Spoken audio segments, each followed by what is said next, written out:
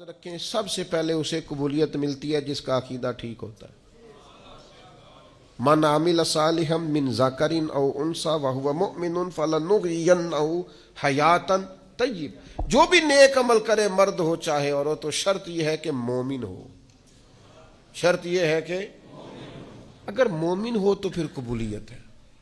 فلنحیینہ حیاتا طیبہ، پھر ہم اسے پاکیزہ زندگی دیں گے. اگر ایمان نہیں تو کوئی عمل بھی قابل قبول نہیں ہے، اور اگر ایمان ہے تو پھر اعمال کی قبولیت بھی میسر آئے گی. حضرت جناب سیدہ عائشہ صدیقہ رضی اللہ تعالی عنہا ارشاد فرماتی ہیں کہ میں نے عرض کیا تھا یا رسول اللہ، جاہلیت کے دور میں ایک ابن جدان نام کا شخص تھا، وہ بڑی صلہ رحمی کرتا تھا، محتاجوں کو کھانے بڑے کھلاتا تھا، نیک عمل کرتا تھا، تو کیا اسے اس عمل کا کوئی اجر ملے گا؟ یہ مسلم شریف میں حدیث ہے. تو نبی پاک علیہ السلام نے فرمایا نہیں ملے گا، اس لیے کہ اس نے ایک دن بھی یہ نہیں کہا تھا کہ اے میرے رب حساب و کتاب کے دن میری خطائیں معاف کرنا. اس نے رب کو ایک دن بھی نہیں پکارا، اللہ پر ایمان نہیں لایا. جتنی مرضی صلہ رحمی کی، جتنے مرضی نیک عمل کی، اجر نہیں ملے گا. تو پھر کافر کو اجر نہیں ملے گا تو ہوگا کیا؟ علماء نے لکھا ہے اس کی نیکیوں کا اجر اللہ اسے دنیا میں دے دے گا. اسے رزق میں وسعت مل گئی، کوئی اور آسانی اسے مل گئی، لیکن قیامت میں نیک اعمال کی قبولیت اس کو ملے گی جس کا عقیدہ ٹھیک ہوگا اور ایمان اس کا پکا ہوگا. تو اگر ایمان لڑکھڑاتا ہوا ہو تو نیکیاں جتنی مرضی کریں، یقین کامل ہی نہیں، قلہ مضبوط ہی نہیں، تو نیک اعمال کرنے کا کوئی نفع حاصل ہے. قبولیت تب ملے گی جب عقائد درست ہوں گے. آپ کی خدمت میں عرض کروں گا، کبھی زندگی میں اپنا عقیدہ نہ بگڑنے دینا. نبی پاک کے ہر صحابی کو آنکھوں کا تارا بنا کے رکھنا، دل کی ٹھنڈک بنا کے رکھنا، اور محبوب کی اولاد کے اس طرح غلام رہنا کہ اپنی اولاد کو بھی حضور کی اولاد کی غلامی بتا کے جانا صلی اللہ تعالی علیہ. تو ایک تو قبولیت کے لیے ایمان کا خالص ہونا شرط ہے، اور دوسرا اعمال کی قبولیت کے لیے شرط ہے کہ عمل بالکل خالص اللہ کے لیے کیا جائے. ذرا سا شائبہ اس کے اندر، ذرا سی غیر کے لیے نیت، ذرا سا ارادہ کہ کسی کو پتہ چل جائے، شہرت ہو جائے، کسی بندے تک پتہ چل جائے، میں نہیں، ذرا سا شائبہ بھی قابل قبول ہے. ذرا سی ملاوٹ بھی ہو تو قبولیت نہیں ہوتی. جناب سیدنا ابو امامہ باہلی رضی اللہ تعالیٰ عنہ بیان کرتے ہیں، نسائی شریف میں حدیث موجود ہے. آپ فرماتے ہیں کہ نبی پاک صلی اللہ تعالیٰ علیہ وسلم کی خدمت میں عرض کیا گیا یا رسول اللہ، ایک شخص جنگ کے لیے جاتا ہے اور اس کی دونوں نیتیں ہیں.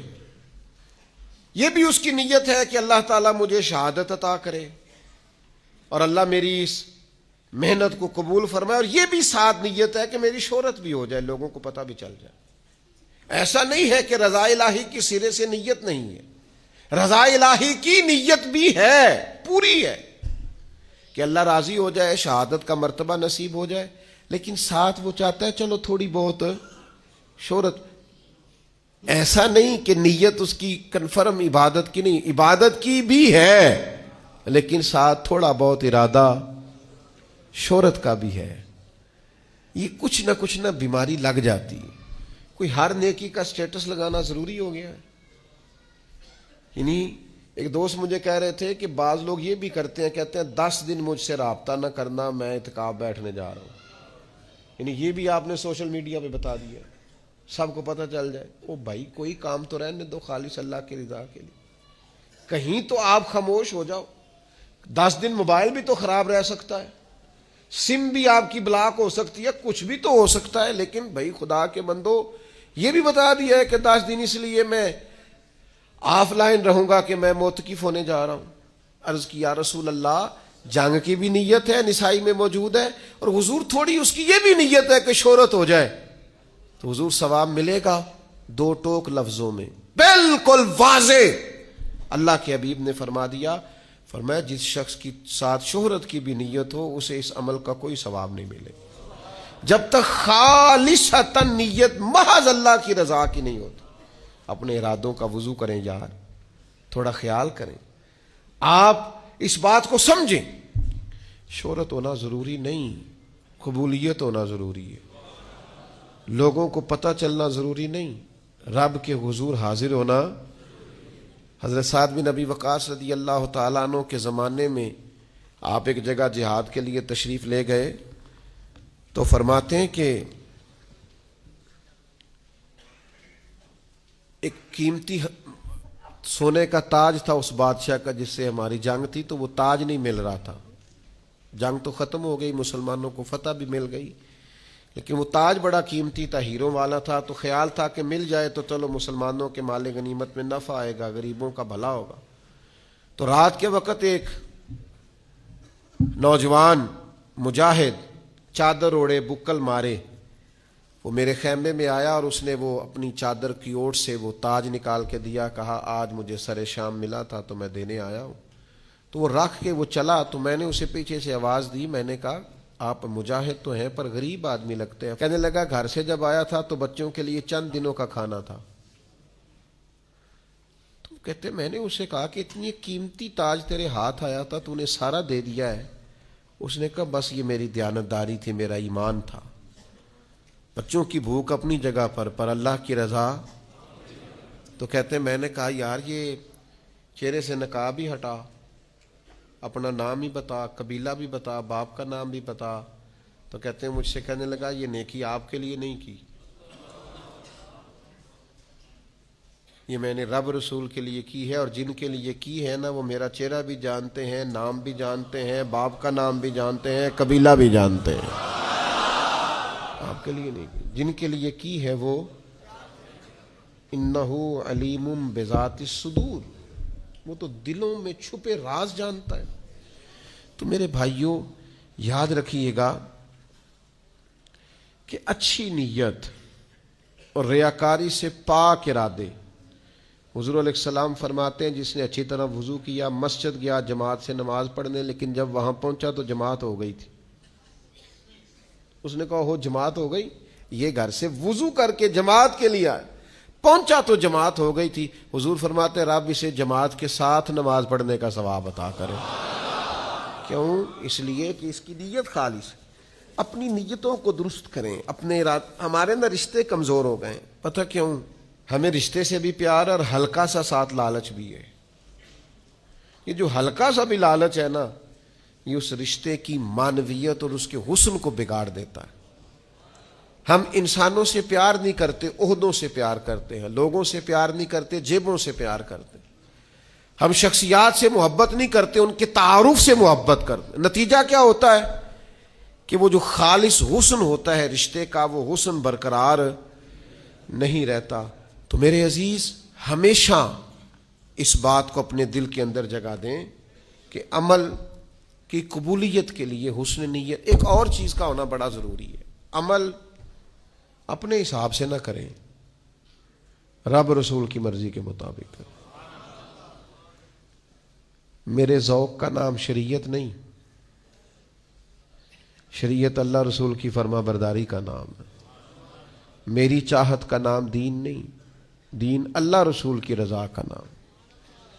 ہم نیک عمل کرتے ہیں، ہم نے اپنے حساب سے ترتیب رکھ لیا، اپنے حساب سے، یعنی 5 نمازیں پابندی سے نہیں پڑھ رہا، ختم پابندی سے دلا رہا ہے، وہ فرائض پابندی سے ادا نہیں کر رہا، بزرگوں کی حاضریاں پابندی سے دے رہا ہے۔ او بھائی آپ اپنی مرضی کے مطابق طے کریں گے دین کو۔ اللہ کے حضور اگر قبولیت کرانی ہے نا تو شریعت اسلامیہ کے ضابطے پیش نظر رکھنے پڑیں گے۔ آپ کو ان اصولوں کی روشنی میں عمل کرنا پڑے گا جو اصول اللہ رسول نے مقرر کیے، طے کیے۔ اگر وہ اصول نہیں تو پھر عمل کو قبولیت نصیب ہو سکتی۔ سیدنا ابو ہریرہ رضی اللہ تعالیٰ عنہ بیان کرتے ہیں کہ نبی پاک علیہ السلام نے فرمایا میری ساری امت جنت میں جائے گی سوائے انکار کرنے والوں۔ یا رسول اللہ صلی اللہ علیہ وسلم یہ انکار کرنے والے کون ہیں؟ تو نبی پاک علیہ السلام نے فرمایا جنہوں نے میری اطاعت کی وہ جنت میں جائیں گے، اور جنہوں نے میری نافرمانی کی انہوں نے انکار کیا، سنت کو چھوڑا جنہوں نے وہ منکر ہے۔ تو سنت کو نہیں چھوڑیں، شریعت کا دامن تھام کے رکھیں اگر قبولیت چاہتے ہیں۔ اپنی مرضی سے چیزوں کو طے نہ کریں.